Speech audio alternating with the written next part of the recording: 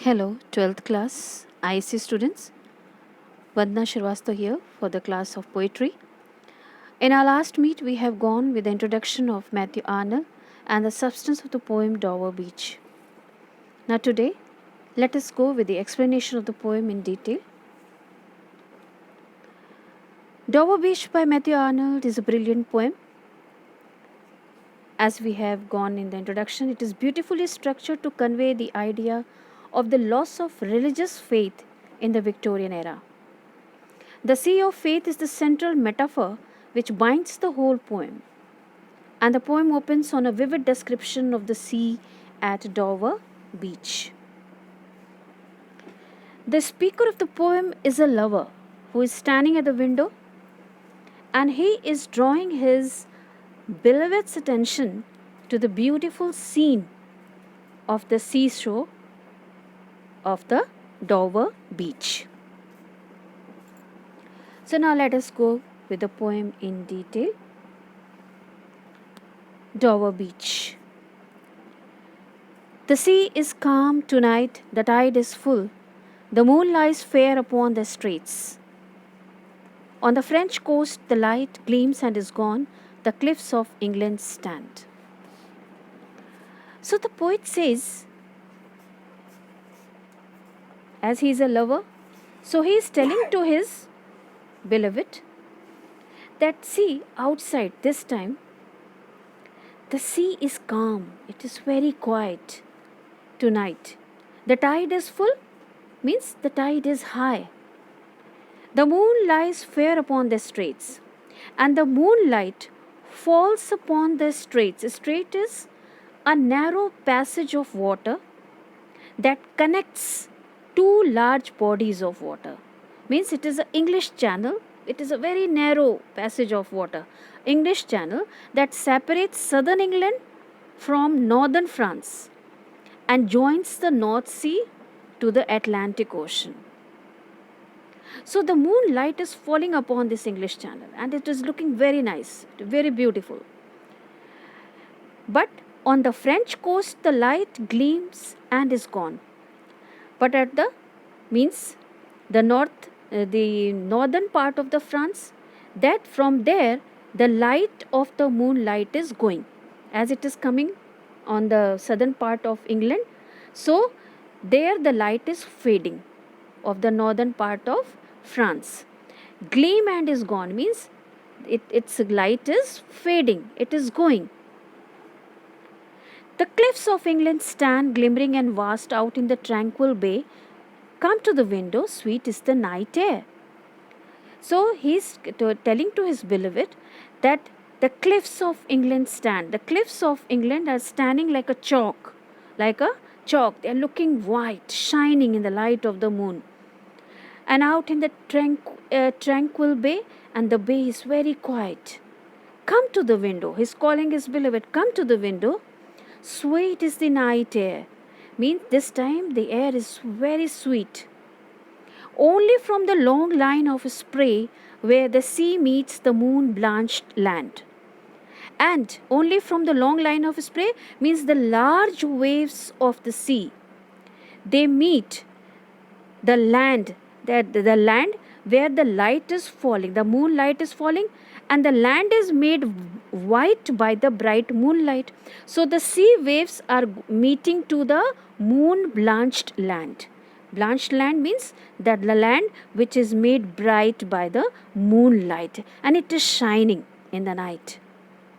Listen, you hear the grating roar of pebbles which the waves draw back and fling at the return up the high strand. But suddenly he says, listen, you hear the grating roar? Do you hear the roaring sound of the rocks? So suddenly from the note of appreciation, the lover comes to the note of sadness. And he says, do you hear the roaring sound of the rocks? That is means the grating roar of pebbles which the waves draw back. The sound of the rocks thrown back by the waves. by the waves. And as the waves go away, they come in rush, and as they go away, they throw back the pebbles at the shore. And fling means push back the pebbles at their return. As they return, waves return back, they push back the pebbles. Up the high strand means up the beach. Begin and cease and then again begin. And this endless motion of the waves goes on. It is a never ending motion. With tremulous cadence slow and bring the eternal note of sadness in. And means this process of endless motion of the waves going and throwing the pebbles at the shore, this process goes on. And with trembling sound, and they give a trembling sound. Cadence means just a rhythmic flow of the trembling sound and the eternal note of sadness in. And they give the note of sadness. As the rocks, these rocks come back, they give a roaring sound, and that gives the note of sadness. So actually, this here in this the poet is using some of the things as the metaphor of describing about the loss of faith in religion and in God due to the Darwinism in the origin of the species by means of natural science, and because as the moral precepts were challenged by the scientific postulation, postulates. So this means as the faith of the religion was fading, so he has used some of the examples like French coast the light metaphors. French coast means as the moonlight is falling on the southern part of England, the northern part of the France, there the light is fading in the sense of means the loss of faith in God. Then cliffs of England, he is comparing the cliffs of England with the chalk. Chalk erodes very easily, means in the same way he is using this, that how easily this faith which was very firm, which was very strong, now it is losing its identity. So he is saying to his, as he was started the poem with beautifying the scene of the night scene, but suddenly he comes to the note of sadness. So all these examples, the line means the moon blanched at the pebbles that are thrown, means as the waves come with the hope, but they quickly goes away. The waves go away and throwing the stones, throwing the roaring, they give the roaring sound, and this sound is the note of sadness. Means that the losing means the flickering, the faith of the people of England is flickering. Then in the second stanza he says that the Sophocles long ago heard it on the Aegean, and it brought into his mind the turbid ebb and flow of human misery. Then he takes the reference of the Sophocles. Sophocles was a great Greek dramatist, and once he had also used this Aegean Sea. The sea that is talking about is the Aegean Sea, which divides Greek and Turkey. So Sophocles also long ago, when he was writing his drama, he also came to this shore of the Aegean Sea, and it brought into his mind the turbid ebb. And what he found there, the muddy ebb and flow, the muddy high and low tide. And he came about, while watching this high and low tide, he came about the human misery.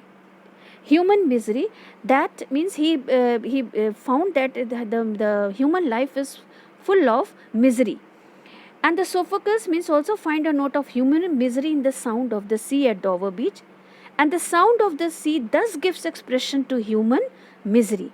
That was there in Sophocles. Sophocles in his drama had depicted this human misery. So find also in the sound a thought hearing it by this distant northern sea, means thus he gives expression to the human misery that was there in Sophocles' time, and there is own time in their own time also the sea, there is the flow of human misery. This time also the flow of the sea is showing the human misery. The sea of faith was once too at the faith. The sea of faith was once too at the full and round earth shore. lay like the folds of a bright girdle furled, but now I only hear. So the poet says that the sea of faith was full. Once it was full, means full extent. The people had a great belief in religion and in God. And it was surrounding, this faith was surrounding the whole earth like a belt. Girdle furled means like a belt it was surrounding. But now I only hear. Then he become again pessimist. That now I only hear, it's melancholy. Its melancholy long withdrawing roar, retreating to the breath of the night wind down the vast edges drear and naked shingles of the world. And now, what he says? That the sea of faith that had encircled the whole earth like a belt, but now that faith is declining and receding due to the challenge by the science. Due to the challenge by the science, and the sea of faith is in religion is declining. Its melancholy long withdrawing roar retreating. It's roaring the waves. It is the now declining. To the breath, the sea of faith is receding of the night wind. Means as the wind of the night blows and the sea withdraws and it sandbags, while going sandbags the shore, the rounded stones or the naked pebbles. So this is the condition of the world also. Means the idea of the world is covered with the naked shingles as faith is vanishing away, leaving the mankind sad and disillusioned. Means the whole world is covered with the naked shingles. Means the people are totally disillusioned. They have no hope in this world. And the world without faith is like a barren seacoast. He's saying, the poet is saying, barren seacoast where is only the naked shingles or the naked pebbles. In the last stanza he says, ah love, let us be true to one another, for the world which seems to lie before us like a land of dreams, so various, so beautiful, so new, hath really neither joy nor love nor light. In the last, he says, the lover is asking his beloved that whatever may be in the world, we are losing faith, the people are losing faith in religion and in God, only one thing can bind us together, and that is love. Means we have to be loyal to each other in an age of doubt and uncertainties. So let us be true to one another, for the world which seems to lie before us like a land of dreams. So let us be loyal to each other in the world of doubts and uncertainties. So where is so beautiful, so new, hath really neither joy nor love nor light. Means from outside the world looks very beautiful. As the poet also started the poem, beautifying it, telling about the beauty of that night time. But then he becomes sad. So the world looks very beautiful, but hath really neither joy. But really it has no joy, no love, no light, nor certitude. Means no freedom from doubts, nor peace. There is no peace, nor help for pain. If you are in pain, there is nobody to help you. And we are here as on a darkling plain, and the word is swallowed by the dark enemy. Means dark substance. The word is mere a shadow, without substance. And we are here on a darkling plain, swallowed by the darkling plain, the swept with confused alarms of struggle and flight. So means this whole word is like a battlefield, turning on against another with faith and humanity forgotten. Means we are fighting with each other. We are just shadows. We are fighting in total darkness, not knowing whom they are killing, friends or foes. We are unnecessarily fighting with each other. So the poet says, flight where ignorant armies clash by night. Means they are ignorant of things. They are the people, the men whom I am fighting is a friend or foe, is an enemy or my friend. So the present is utter sense of hopelessness and despair, he is saying. And so he's saying it is just a mare. We are just fighting with each other without thinking, without being concerned about that whether he is friend or enemy.